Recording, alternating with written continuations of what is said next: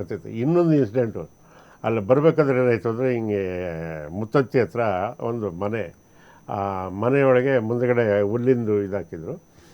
ಅಲ್ಲೇ 1:45 2 ಗಂಟೆ ಆಗಿಬಿಟ್ಟಿತ್ತು. ಅಣ್ಣವರು ಬ್ರೇಕ್ ಅಂತಂತಂದರೆ 1 ಗಂಟೆ 1:15 ಗಂಟೆ ಒಳಗೆ ಊಟ ಮಾಡಿಬಿಡೋರು. ಅವಾಗ 2 ಕಾಲಾಗಿತ್ತು. ನನಗೆ ಗಾಡಿ ನಿಲ್ಲಿಸಪ್ಪ ಅಂದರು. ಗಾಡಿ ನಿಲ್ಲಿಸಿದ ತಕ್ಷಣ ಇತ್ತು ಒಳ್ಳೆ ಉಪ್ಸಾರು ವಾಸನೆ ಬಂತು. ಉಪ್ಸಾರು ವಾಸನೆ ಬಂದಿದ ತಕ್ಷಣ ಒಳಗಡೆ ಹೋಗಿ ಏನು ಮಾಡ್ತಾಯಿದ್ರಿ ನೋಡ್ಕೊಂಬನ್ನಿ ಅಂತ ನಾನು ಕಳ್ಸೋದು. ನಾನು ನೋಡಿದೆ. ಯಾರಿದ್ದೀರಿ ಒಳಗೆ ಅಂತಂದಾಗ ಒಂದು ಹೆಣ್ಮಗಳು, ಒಂದು 50 ವರ್ಷದ ಹೆಣ್ಮಗಳು ಮುದ್ದೆ ತೊಳಸ್ತಾ ಅಂದರೆ ಕುಡಿಸ್ತಾ ಇದ್ದಾಗ, ಯಾರು ಬೇಕಾಗಿತ್ತೋ ಅಂತಂದಾಗ, ನಾನು ದೊಡ್ಡಣ್ಣ ಕಣ ಬಂದಿದ್ದೀನಿ. ಯಾವ ದೊಡ್ಡಣ್ಣಯ್ಯ ಅಂತ. ಸಿನಿಮಾಕ್ರು ದೊಡ್ಡಣ್ಣ. ಹಿಂಗೆ ಬಗ್ಗೆ ನೋಡಿದ್ರು. ಏನಪ್ಪ ಅಂದ. ಏನಿಲ್ಲ, ಅಣ್ಣಾರು ಬಂದವ್ರೆ, ಒಂದು ಬಿಸಿ ಮುದ್ದೆ ಸಿಗುತ್ತಾ ಅಂತ ಕೇಳಿದ್ರು ಅಂತ.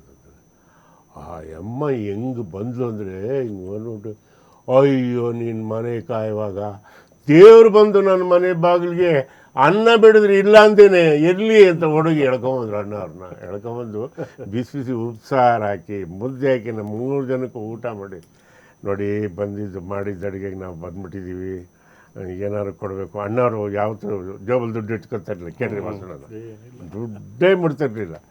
ಎಷ್ಟಿದೆ ಎಷ್ಟು ಕೊಡೋಣ, ಅಣ್ಣ ನಾನು ಕೊಡ್ತೀನಿ ಬಿಡಿ ಅಂದ. ಸರಿ ತೆಗೆದು 2,000 ರೂಪಾಯಿ ಐಎಮ್ಗೆ ಕೊಟ್ಟೆ. ಅದು ಅನ್ನ ಕೊಟ್ಟು ದುಡ್ಡು ತಗೊಂಡಾರ, ದೇವ್ರ ಮೆಸ್ತಾನ. ಬೇಡ ಹೋಗಪ್ಪ, ನೀನು ಊಟಕ್ಕೆ ಇಟ್ನಲ್ಲ, ನನ್ನ ಜನ್ಮ ಸಾರ್ಥಕ ಆಯ್ತು ಹೋಗಪ್ಪ ಅಂತ ತಗೊಳ್ಳೇ ಇಲ್ಲ. ಕೊನೆಗೆ ಏನಾಯಿತು ಅಂತಂತಂದರೆ, ಕೊನೆಗೆ ಅಣ್ಣವ್ರು ಕೊಟ್ಬಿಟ್ಟು ಅಣ್ಣವ್ರ ಕೈಲಾರು ಇಸ್ಕೊತಾರೆ ಏನೋ ಅಂದರೆ ಇಸ್ಕೊಳ್ಳಿಲ್ಲ. ಕೊನೆಗೆ ಮಾತು ಬಂದಾಗ ಏನಾಯಿತು ಅಂತಂದರೆ, ತಂದೆಗೆ ಅನ್ನ ಹಾಕಿ ಇದಾದ್ರೆ ಇದೀಗ ಸರಿಯಾಗಿ ಮಾತು ಹೇಳ್ತಿದ್ದೆ. ಅಣ್ಣವ್ರು ಆ ಪಾಯಿಂಟ್ ಇಟ್ಕೊಟ್ಟು, ನಾನು ನನ್ನ ಮಗಳಿಗೆ ಅರ್ಶಿನ ಕುಂಕುಮಕ್ಕೆ ಅಂತ ಕೊಡ್ತಾಯಿದ್ದೀನಿ, ಅದನ್ನು ಬೇಡ ಅನ್ಬೇಡ ನೀನು ಅಂತ.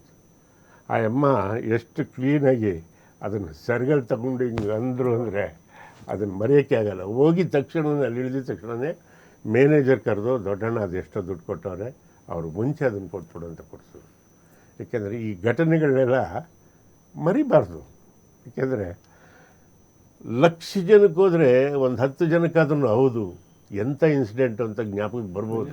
ಅವರು ಒಳ್ಳೆಯವರಾಗ್ಬೋದು ಅಲ್ವಾ?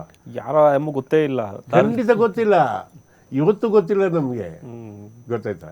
ಅಷ್ಟೇ. ಅನ್ನದ ವಿಷಯದಲ್ಲಿ ಅಣ್ಣವ್ರಿಗೆ ಅಹಂಕಾರನೇ ಇರಲಿಲ್ಲ, ಗೊತ್ತಾಯ್ತಾ ಅವ್ರಿಗೆ. ಏಕೆಂದರೆ ನಾನು ನೃಪತುಂಗ ಕಾದಂಬರಿಗಳು ಓದಿದ್ದೀನಿ.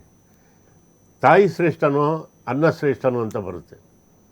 ವೈವಾ ಒಂದೇ, ಹೌದು ಇಲ್ಲ ಹೇಳಬೇಕು. ಆವಾಗ ಎಲ್ಲರೂ ತಾಯಿ ತಾಯಿ ಅಂತಾರೆ, ಸತ್ಯನೇ, ಮತ್ತು ಇಲ್ಲ ಅಂತ ಹೇಳಲ್ಲ. ಆದರೆ 18 ವರ್ಷದ ಒಬ್ಬ ಹುಡುಗ ನಿಂತ್ಕೊಂಡು ಹೇಳ್ತಾನೆ, ಅನ್ನ ಶ್ರೇಷ್ಠ ತಾಯಿಗಿಂತ ಹೇಳ್ತಾರೆ. ಎಲ್ಲರೂ ಹೊಡಿಕೋಗ್ಬಿಡ್ತಾರೆ. ಆವಾಗ ತೀರ್ಪುಗಾರರು ಹೇಳ್ತಾರೆ, ಅವನು ಹೇಳಿ ಸರಿಯಾಗಿದೆ, ಮನುಷ್ಯನಾದವನು ತಾಯಿ ಸತ್ರು ಬದುಕ್ತಾನೆ, ಆದರೆ ಅನ್ನ ಇಲ್ದಲೇ ಇದ್ರೆ ಬದುಕೋಕ್ಕಾಗಲ್ಲ. ಅನ್ನದಿಂದ ಜನಿಸಿದುದು ಈ ಅಖಿಲ ಚರಾಚರ ಜಗತ್ತು. ಅಖಿಲ ಚರಾಚರ ಜಗತ್ತು ಬದುಕಿದೆ ಅಂದರೆ ಕ್ರಿಮಿ ಕೀಟಕ್ಕೂ ಅನ್ನ ಬೇಕು. ಅದಕ್ಕೆ ಅನ್ನಕ್ಕೆ ಮೊದಲನೇ ಸ್ಥಾನ. ಅವನಿಗೆ ಮಹಾದಂಡ ನಾಯಕನ ಪಟ್ಟ ಕಟ್ತಾರೆ ಅನ್ನೋದನ್ನು. ಯಾಕೆಂದರೆ ಅಣ್ಣವರು, ನಾನು ನಿಮಗೆ ಮೊದಲೇ ಹೇಳಿದೆ, ಅಣ್ಣವ್ರು ಊಟ ಮಾಡಿ ತಟ್ಟೆಯಲ್ಲಿ ಬೇರೆಯವ್ರು ಊಟ ಮಾಡ್ಬೋದಾಗಿತ್ತು, ಅಷ್ಟು ನೀಟಾಗಿ ಊಟ ಮಾಡೋರು.